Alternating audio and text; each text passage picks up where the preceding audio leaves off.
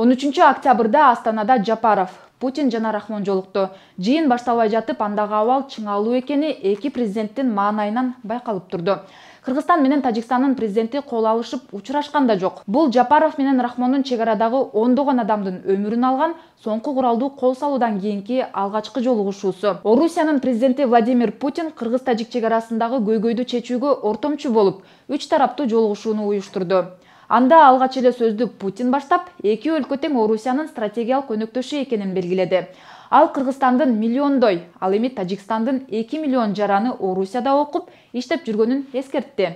Сүйлөшүүнүн калган бөлүгү жабык форматта өтүп, анда эмне кеп болгону ачыкталган жок. Садыр Жапаровдун басма сөз кызматы бул жолугушууда мамлекет башчы кыргыз тарап талаштуу маселелерди тынчтык жана дипломатиялык жол менен гана чечүү зарылчылыгын баса белгилеп, тажик тараптын куралдуу агрессиясынын кесепеттери тууралуу эске салды. Ал эми Эмомали Рахмондун басма сөз кызматы жолугушууда чек ара маселесин бир гана саясий дипломатиялык жол менен чечүү, ошондой эле чек араны делимитациялоо жана демаркациялоо боюнча эксперттерден турган өкмөттүк топтун ишин активдештирүү чечими макулдашылды деп билдирди.